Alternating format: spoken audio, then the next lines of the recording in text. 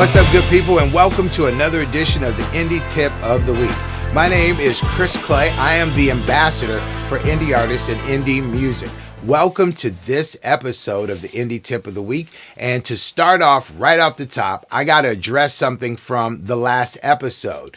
We've had a lot of phone calls over the last week where people were saying, hey man, I listened to the Indie Tip of the Week. I wrote down all the tips and I've sent my record out to radio and nothing has happened. Well, let me address this right off the top. There's nothing magical. I didn't think that I had to say follow up. So the operative words here are follow up. Once you have pushed the send button, you need to follow up. And I mean follow up with a phone call, not another email. Again, follow up with a phone call and not another email. Because we're living in this digital space, it's very easy for people, even musicians or people with records, to hide behind an email. You need to build a relationship with all the radio stations that you have sent your record out to. They want to know that you're real. They want to know that they've talked to you. So follow up. So don't call me saying, hey man, I listened to the tip and, I sent my record out to all these stations and nothing has happened. Did you follow up? Did you call them? Do you know if they like your record? Maybe your record needs an edit. Maybe it's too long. Maybe it's explicit. I don't know the deal, but if you follow up, you will know what the deal is. So there you have it. For those of you that have called up and asked questions about servicing your record and the record not getting played, follow up, okay? Follow up is the most important thing here in business, period, but especially in the music business. You have to follow up. And once they start playing your record, let me address that too. Once a radio station, I don't care if it's terrestrial or internet, once they start playing your record, you should be remotely available to that station at all times. So you should call them once a week, see how your record's doing, see if there's anything you can do to support your record to continue to get more airplay out of it. You should be available. Let me give you a tip real quick. This happened to me just the other day, and I'm not going to put the artist on blast because that's not what this show is about, but we're playing a record from an artist.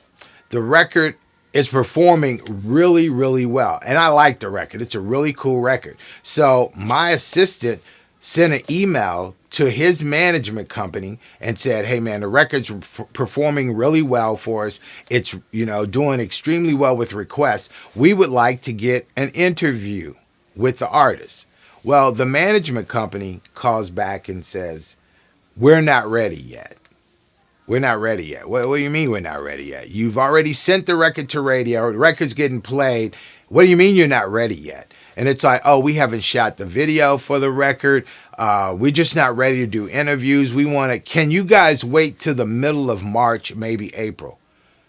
Let me answer that question for you. Hell to the no, we're not waiting on you. And your record's probably going to be over with by March or April, and it's going to be real hard for you to get back on the radio. Let me tell you, these guys, I've said it in last year's episodes. Go check them out.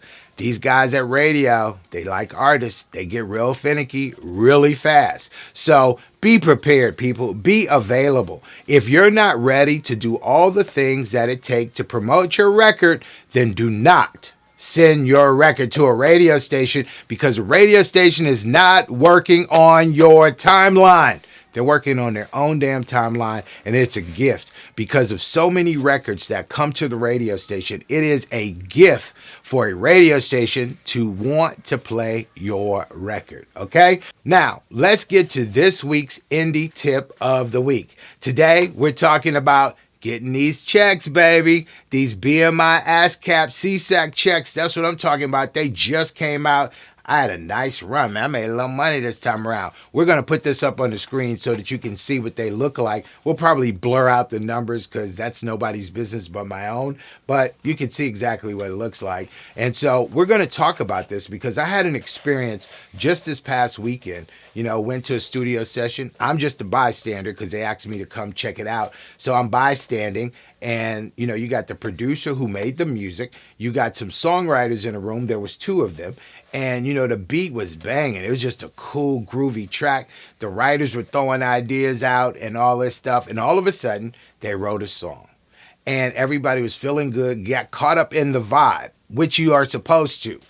But because they didn't talk about it up front, they didn't have a split sheet on hand, it got real messy real fast. So today we're going to talk about that. We're going to talk about how a song should be split, what should happen when you go into the studio. We're going to talk about all that because I don't want you in the studio vibing, getting caught up in the vibe of the whole song. And next thing you know, when it gets down to the business, because it's music at first, it's business at the end. We don't want you to get caught up at the end where you lose your friendship, where you are upset with somebody because you feel like they're stealing something from you. You shouldn't be that way. And before we bring in the chalkboard, because we need the chalkboard for this one today, before we do that, here's another tip that I want you to write down. Don't take any of this music business personal. It's not personal. Okay? So you got producers, songwriters, radio stations, promoters, you got thieves, you got honest people, you got everybody. Don't take it personal, man. People get too caught up taking it so personal that they think that somebody's doing them harm. They just caught up in the business, man. Don't take it personal. I try my best. Anytime something negative happens to me, something, whether somebody misappropriated some of my money, somebody in the studio didn't do what they were supposed to do, and they're trying to claim something, I laugh and be like, yeah, that's just who you are. I ain't going to even take it personal.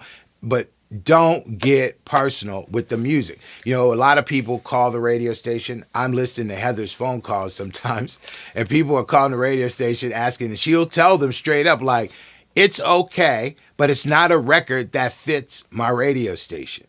And they get to cussing and fussing. Music is subjective, people. Don't get caught up in taking it personal. That's one person's opinion. My whole thing is when you tell me no about a record, I'm going to make you a believer. You can believe that. I'm going to go get other stations around you. I'm going to force you to play my record. But anyway, back to what we're talking about. Let's slide that chalkboard in. People have asked me many times, what and how should I split a song?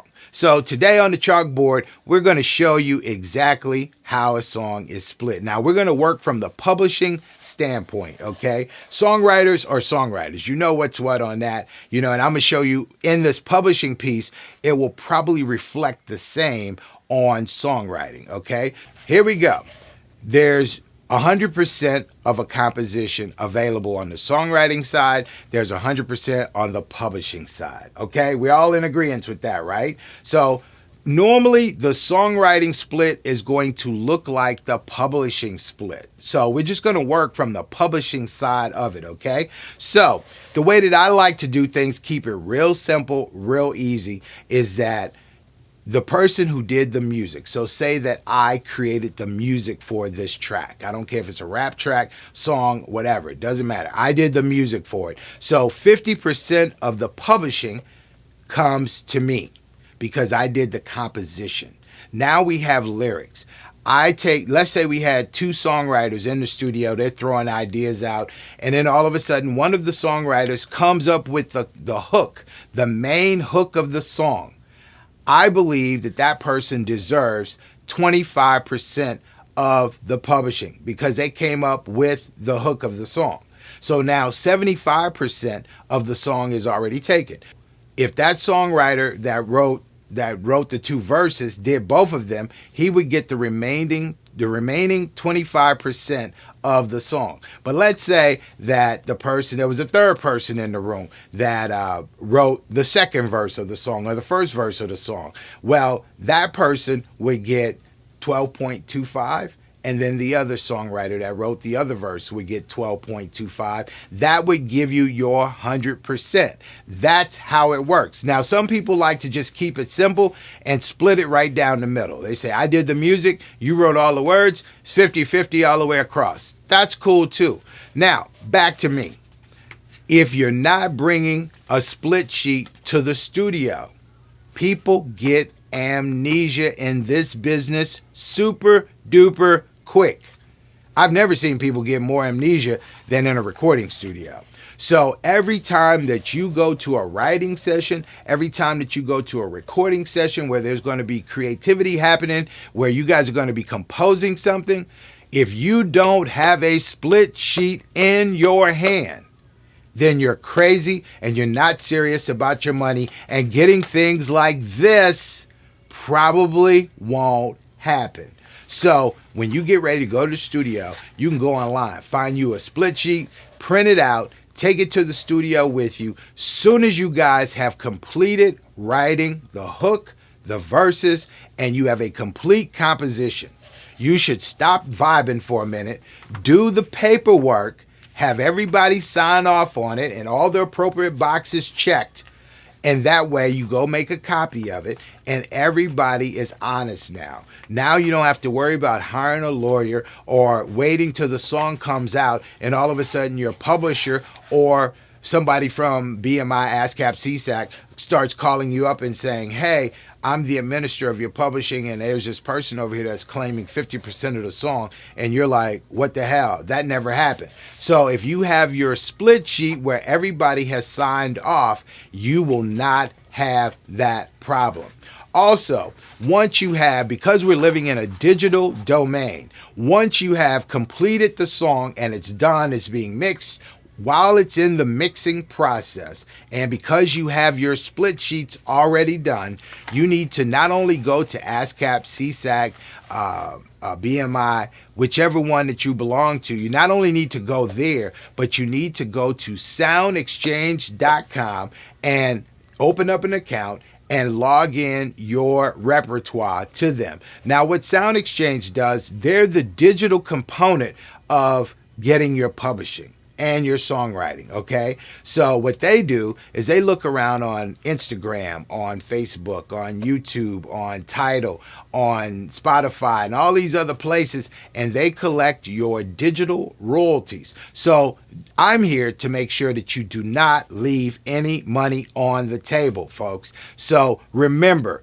have a split sheet, do the paperwork while you're in the studio. Don't leave that studio session without everybody signing off on the split sheet and everybody in agreement. Then once the record is in mixing, then you need to go to Sound Exchange as well as BMI, ASCAP, CSAC, log your songs in. That way, once the song gets played on radio, on the internet, on YouTube, wherever, you will get what's due to you, okay? Now, I know that a lot of you that watch the Indie Tip of the Week are working with producers that live in other countries. Let's talk about that for a hot minute. Producers from other countries, that's great. You're looking for a new sound. You're finding some people that can do great tracks for you. If you're working with somebody that lives in the UK or they live in Tokyo or wherever they may be at, folks, you gotta make sure that you do your business, because we're talking about two different writing organizations. You know, there's a writing organization that's different from BMI, ASCAP, CSAC in London. So you got to make sure that you guys discuss how the copyright will be split so that you can get your money on this side, on the USA side. And they have to figure out how they're going to get their money on that side. But what we found in the past, and this is just true story facts, I'm not throwing anybody under the bus, but what we found in the past is that those people in foreign countries are claiming 100% of the song. So what does that mean? That means that you're going to be sitting by your email or by your mailbox waiting for a check that will never come because they've taken 100% of your publishing and your writing. So be very, very careful if you're working with producers or writers from overseas, okay? You got to have that conversation. You got to know. What I would suggest that, let's say that I'm working with someone in the UK and they're making a beat for me. I would suggest to that producer, why don't you set up an account here in the United States so that we can do the copy, we can publish the song together here. So I would suggest that. That's a very hard thing to do, though, because they would have to have a physical address in which they're sending all their information to, which I'm saying, man, send it to me. Send it to a cousin. Send it to somebody. But you want to keep your eye on your money at all times, folks. This is the record business. I don't care how nice a person sounds on the phone. I don't care how religious they are. This is the record business. And the record business is built on what? Thievery. It's built on thievery. People will steal from you. It's not personal. It's record business. So people, keep your eye on your money, okay? Hopefully this helped you out. You know, if you really want to talk more about it, you want to go more in detail, feel free to hit me up. You can find all my information at businessofmusic101.com. That's businessofmusic101.com. All of my information is there. I love to talk to you. If you call and I'm not available, please leave your name and your number and I'll call you back, okay? But you know what time it is right now. It is time for our Indie Artist of the Week. It's a rarity for the world to experience artistry that is so genuine, so heartfelt, so captivating. Welcome to the world of singer-songwriter Cleveland P. Jones. He is a true embodiment of soul and jazz. In a world where there's only a handful of artists that will earn the title of legend, Mr. Jones is surely en route to earning his rightful place in musical history. Let's take a listen. I've acted out my life in stages. 10,000 people watching. But true love, withholding nothing. You were right in front while I was hiding.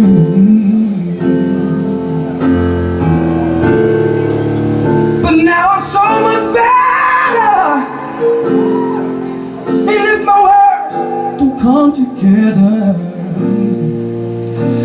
listen to the melodies, 'cause my love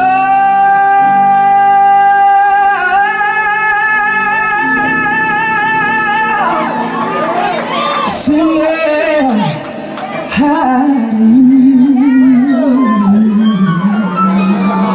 Cleveland P. Jones just released his brand new single entitled Be Kind.